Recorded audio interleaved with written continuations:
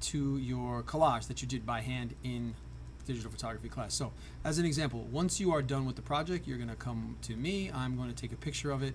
And so here's an example of one. Here's an example of another.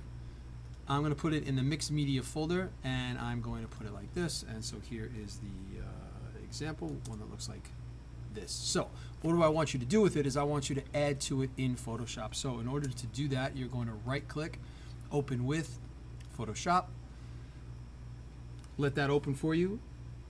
And once it opens up, we're going to have a lot of options of things you can do. You don't have to do all of them. You can do some of them. Whatever you think looks best for your project is what you can do to it. But I'm going to give you kind of some basics, and then from there, if you have any additional questions, you can come see me in class. All right, so first thing you're going to do is when Photoshop opens up like this, make sure to go to Window, Workspace, Reset Essential, so everything snaps back where it's supposed to be. You could do Command 0 on your keyboard so you can see the whole thing. I can even expand this a little bit so you can see everything a little bit better. Also, make sure you can see your layers panel. That's good. Make sure you can see that. So the way I want you to sort of treat this one, and we'll do projects in a few different ways throughout the year because there's just lots of tools and lots of ways to use those tools, is you're going to go over to your toolbar, and you can use your lasso tool, your polygonal or your magnetic lasso tool. Go up to the top. This is a new selection, an add to, and a subtract. You just think of these as ways of cutting things out or selecting pieces of your image. So I'm going to start with this one, which is a new selection using the lasso tool. So the way that this one works is I can click and drag, you can see here on my screen, in any shape that I want around anything that I want, and you'll see a selection is made. At the top over here is an add button. If I use the add button, I'm going to move this over here so you can see better. And with the add button now, I can add more pieces.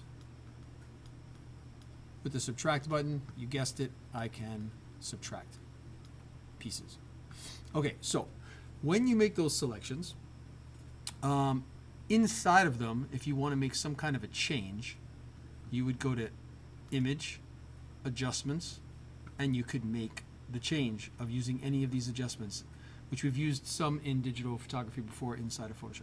So for example, if I go to Hue and Saturation, the Hue and Saturation slider pops up here, and as I start to change some of the options, you can see that the colors inside of those selections are beginning to change. Okay, that's great, but if I was to hit OK and then save this and close it and come back the next day, that little area has been permanently affected and I won't be able to get it back to the original. So what we want to do instead is make the selection. So for example, take the same tool, lasso tool, start with that same first option, new selection. So let's go over as an example to, I don't know, his face, right? So let's say I make a selection of his face. I'm just going to do a portion of his face so you can see what I'm talking about. I'll do like this. I'll stop at his nose, come back around over here, and close it back up where I started. So now that I have that area selected, you'll notice in your layers panel, which is over here, I only have one layer. So what I want to do to that selection is now right click on that and excuse me, copy it onto its own layer. So if I click layer via copy, right click layer via copy, it takes that and it copies it by itself over onto this layer, and it popped it here by itself. And you can kind of see, if I zoom in just enough, you can see that it's there sort of by itself. The way to really check it and test it is that you go to your layers panel, you hide the bottom layer by clicking on the little eyeball next to the bottom layer, and you can see there it is all by itself. So because it's by itself now, there's lots of things you can do.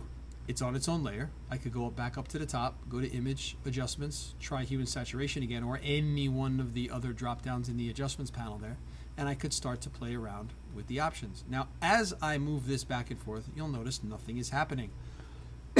Excuse me. That's because this is a black and white piece that we had cut out. If I hit the little colorize button here on the bottom right-hand corner, now I can color it whatever color I would like. I can increase the intensity. And so if I hit OK, I've now applied that hue and saturation to just that layer. If I turn back on the old one, it would look like this now. So I've made an adjustment to that particular piece that's on that layer. What else can you do? Well, on staying on that layer, layer 1, go up to the top where it says filter, go down, and there's a bunch of different filters here. There's blurring filters, there's distortion filters, noise, pixelated filters, all kinds of ones. You got to test them out. So for example, if I go to distort and I go to twirl, I'm going to click on twirl, up pops this box. I move the angle of the twirl, and then I'm going to hit OK. And you see it really twisted it and made it crazy. So I don't know if I would use that one in particular, but I'm just giving you an example, right?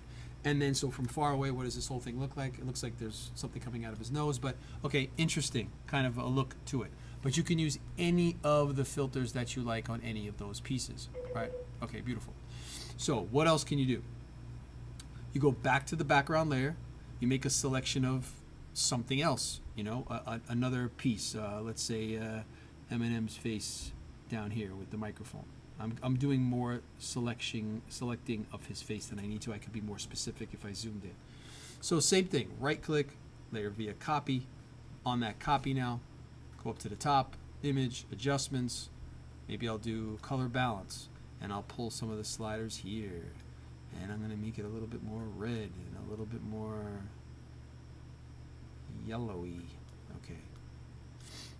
Okay, interesting. What about the filters? How about distort and ripple? Okay, so close up, I know it's hard to see from far away, but you see the ripple effect I just did to that particular piece? Very good. Now, the other nice thing about having it on its own layer here is you can see it with it or you can see it without it.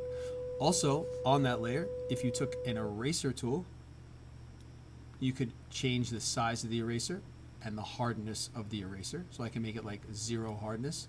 And I can go over to this with that tool and I can just click.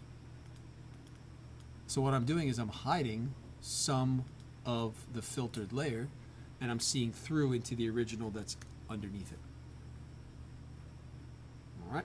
So this is all effects and color changing and that you can do without using masks, and which is something we'll get to a little bit later in the year, in the next couple of projects.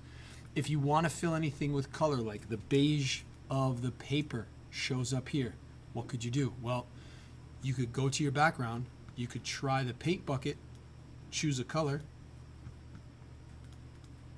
and you could click to try to fill it. So that would work.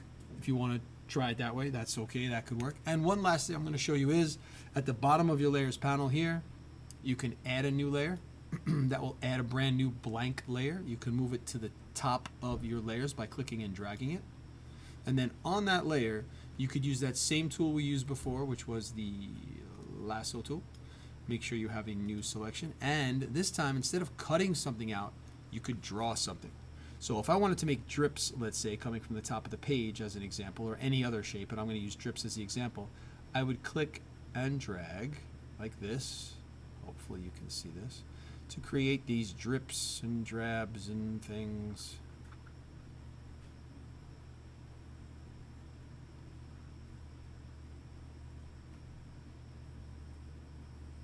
Okay, and you draw out what you want. It's not a perfect drawing, but I'm going to close it up. So I go back to the top, I OK it. Okay, there's this big selection. Hopefully if I zoom in, you can see it a little bit better. Here's this big selection. If I go to my paint bucket now, and I fill this selection, it looks like this, right? I'm going to do Command D to deselect. So it's like paint that looks like it's dripping over the top of everything else, right? Okay. But the final step is, hey, that layer 3 now, it's at the top. The blending mode is normal, but if you change it, you're now able to see through it into what's underneath. So you might pick something like this, or this, or this, or whatever. You know, depending on the blending mode you pick, you're going to get a much different look each and every time. So that looks pretty cool. And it's by itself, so you could see it with it, you could see it without it. You can even go onto it now because it's on its own layer, and you could do any of the other things that we already talked about before, like adjustments or filters. And so you could do any of that kind of stuff, and you know, now you have a totally new look to everything based on what you pick. So those are the concepts I want you to try: adjustments, filters, cut some things out and do the filters, make a new layer, use some paint. Any combination of those things is what's going to work for this project. And then at the end of the project, we're going to make sure that we do a file. As you're working, file save, because that's going to save all the layers you have. And then at the very end, when you're happy with it, you'll go to save as a copy. You'll make sure that you change it to a JPEG. You'll call it at the top. You'll just put in the word here, final, so you know that it's the final one. And then you're going to make sure you save it to your folder from there. And then that will end it. Any other questions, come see me.